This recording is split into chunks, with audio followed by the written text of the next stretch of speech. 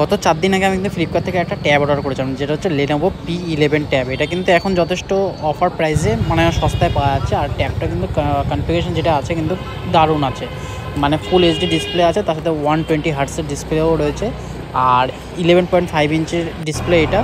আর তার সাথে রয়েছে 6 GB র্যাম রয়েছে, 128 GB রম রয়েছে। আর ডিসপ্লে কোয়ালিটি যথেষ্ট ভালো এই ট্যাবটা, প্রাইস অনুযায়ী কিন্তু যথেষ্ট আমার ভালো লাগলো। আর অ্যান্ড্রয়েড 13 দিয়েছে উইথ 3 ইয়ার্স আপডেট রয়েছে, এর সাথে লেনোভোর আপডেট রয়েছে। আর লেনোভো কিন্তু একদম পিওর অ্যান্ড্রয়েড ইউজ করে, সেই জন্য আমি কিন্তু লেনোভোটা নিয়েছি, স্যামসাং না নিই। কিন্তু স্যামসাং এই প্রাইস রেঞ্জে না সেরকম ট্যাব দেয় না, খুব আইপিএস ডিসপ্লে দেয়, যেটা আমার সেরকম ভালো লাগে না। ডিসপ্লে কোয়ালিটি অত ভালো হয় না, একটু বেটার রেঞ্জে গেলে কিন্তু স্যামসাংয়ের মানে পাওয়া যায় ভালো ভালো। তাই সেজন্য P11 এই ট্যাবটা অর্ডার করেছি। কিন্তু এই ট্যাবটা অনলাইনে অর্ডার করলে একটা অসুবিধা কি, এটা কিন্তু নিজেরাই আনবক্সিং করে, যেহেতু কি বলবো মানে এখন যেরকমভাবে ফ্রড করছে, অনেক কাস্টমার ফ্রড করে, মানে ইট রেখে দেয় বা অনেক রকম ফ্রড হয়, ফ্লিপকার্টের তরফ থেকে ফ্রড হয়। সেই জন্য কিন্তু এরা নিজেরাই আনবক্সিং করছে রাস্তার ধারে দাঁড়িয়ে।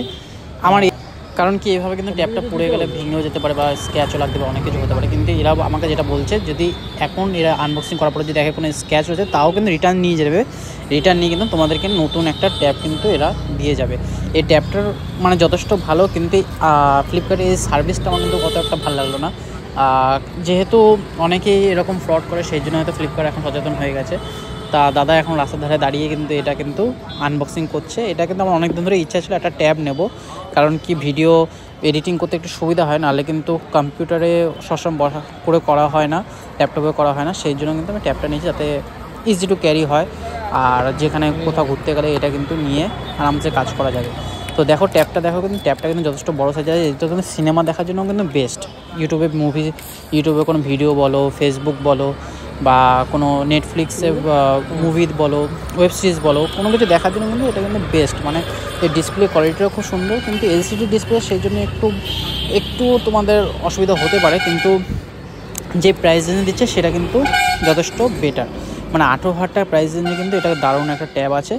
তোমাদের যদি পছন্দ হয় তোমরাও কিন্তু এটা অর্ডার করতে পারো, ফ্লিপকার্টে পেয়ে যাবে। আর এটার সাথে কিন্তু 20 ওয়াটসের ফাস্ট চার্জার দিয়েছে, তার সাথে কিন্তু USB পোর্ট C।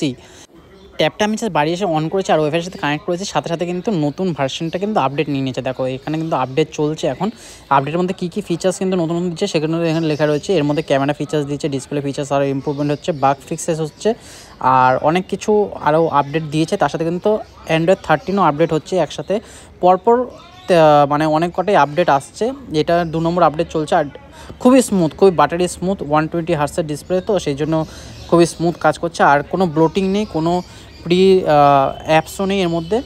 আর তোমরা যদি পারচেস করতে চাও, কিন্তু আমার মতে কিন্তু ট্যাবের মধ্যে কিন্তু এটা বেস্ট। এটা কিন্তু পড়াশোনার জন্য হোক বা অন্য কিছুর জন্য হোক, কিন্তু এটা কিন্তু বেস্ট। তোমার যদি ভিডিওটা আজ ভালো লাগে তাহলে অবশ্যই লাইক করো, শেয়ার করো, কমেন্ট করো, পেজটা ফলো করে নিও।